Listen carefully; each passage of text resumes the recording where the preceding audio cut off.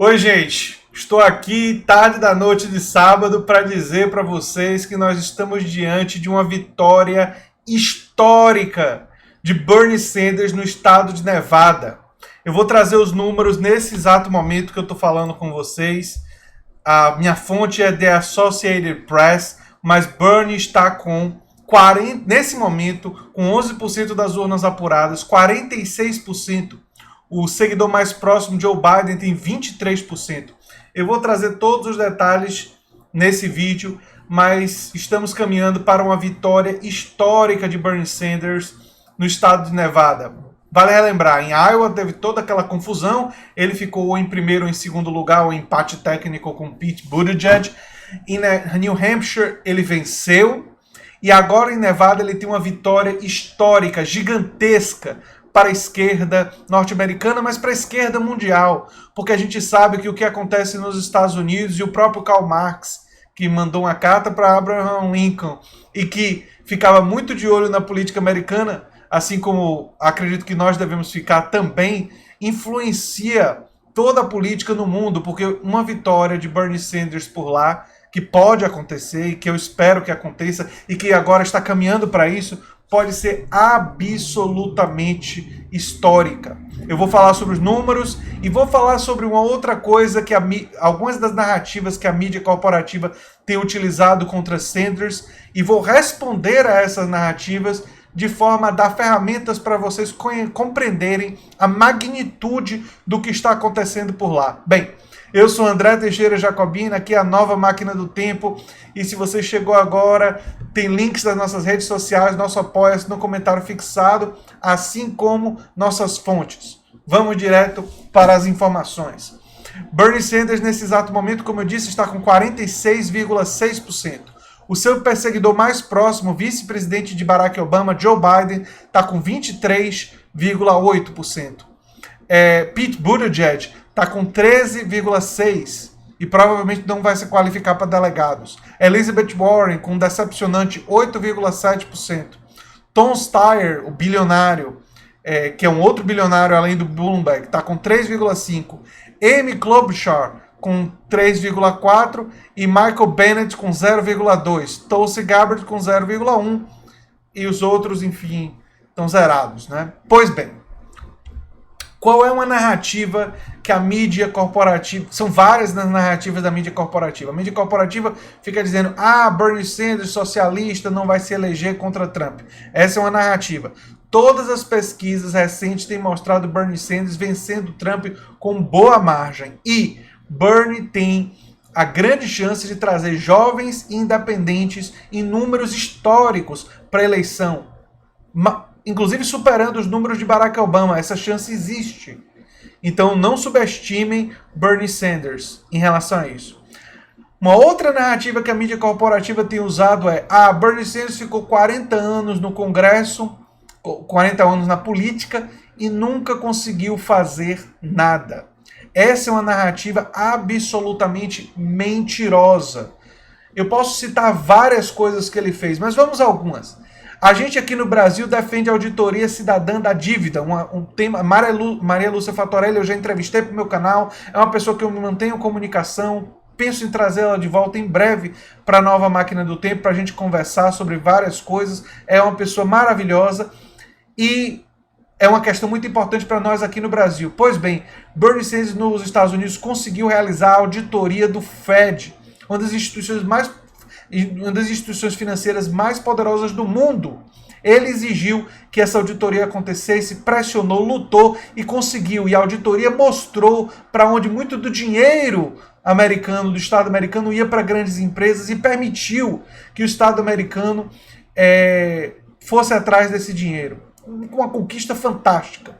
Na época do Obamacare, foi Bernie que defendeu os chamados centros de saúde pública, que atenderam nos Estados Unidos mais de 9 milhões de pessoas. Foi ele que colocou esses centros como uma prioridade no projeto de lei do Obamacare, que não era o que ele queria, mas conseguiu colocar essa prioridade, ele e outros congressistas, mas ele foi uma das figuras centrais do Senado para fazer isso e conseguiu colocar. Você acha que é pouco? O programa do VA, dos veteranos, ele em parceria com John McCain, conseguiu a maior verba da história americana que se alocou para cuidar dos veteranos de guerra norte-americana. Ele é contra o esforço de guerra, ele é contra essas políticas de mudança de regime, mas ele entende que as pessoas, muitas vezes pobres, que decidem por questões de sobrevivência servir no exército e voltam depois de servir, muitas vezes não são cuidadas, e era fundamental que elas recebessem o cuidado na área de saúde e na área de habitação que elas precisam. E fui especialmente nos hospitais do VA, né, dos veteranos, que Bernie Sanders conseguiu, junto com John McCain, que é um cara republicano, essa grande conquista. Bernie Sanders ficou conhecido no Congresso e no Senado como o rei das emendas. Sabe por quê? Porque ninguém, mais do que ele, conseguiu aprovar emendas em projetos de lei. Ninguém. Ninguém. Na época dele, ele sempre foi o que mais aprovou emendas, com um grau de eficiência absolutamente histórico. Pois bem, sabe qual é a natureza de todas essas emendas que ele aprovou na época do Congresso e no Senado?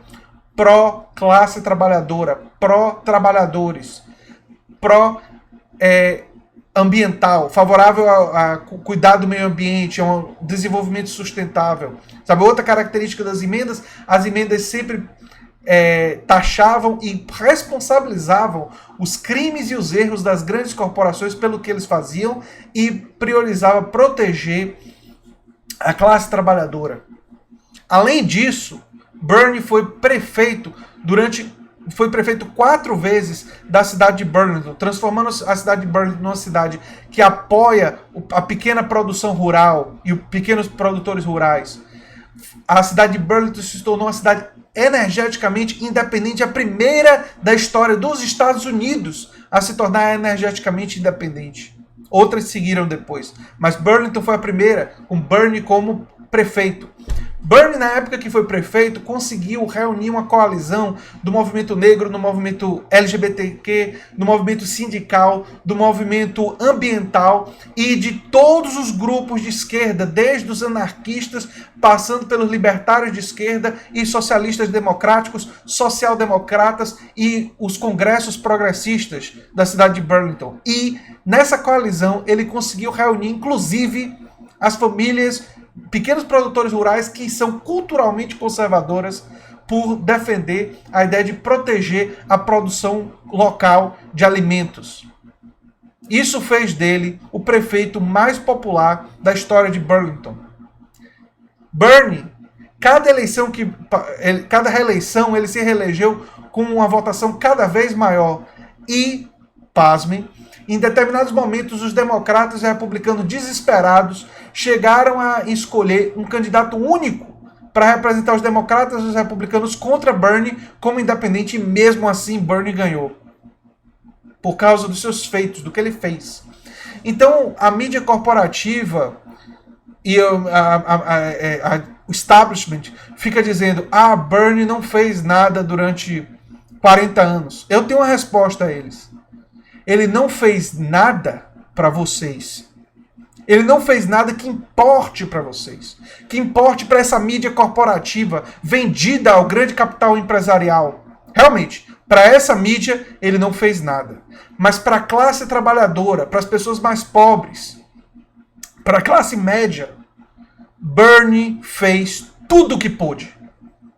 E o que ele fez representa muito para justamente esse movimento progressista que vem se fortalecendo nos Estados Unidos desde ocupar Wall Street, mas um movimento que tem raízes em Martin Luther King, em Eugene Debs, em Franklin Delano Roosevelt e nos programas que foram desenvolvidos no passado. E um movimento que muito antecede Bernie e que agora atinge apenas um momento que talvez seja o momento do apex. Um momento onde isso pode realmente se tornar histórico. Vocês podem estar pensando, o que é que isso tem a ver com o Brasil? Gente, a nossa esquerda, nossos políticos, nossos movimentos têm que se inspirar com isso. Nós temos que olhar para esse grande exemplo e aprender. A esquerda tem que deixar de lado o anti-americanismo tosco que parte da esquerda tem e dizer, sim, os Estados Unidos representa muita coisa ruim. Os Estados Unidos fez uma política externa terrível no século XX, inclusive ajudou a implantação da nossa ditadura militar. Tudo isso é real. Os Estados Unidos têm uma política muito ruim, imperialista, inclusive em relação a nós. E tudo isso é verdade. Mas o movimento progressista americano é nosso aliado.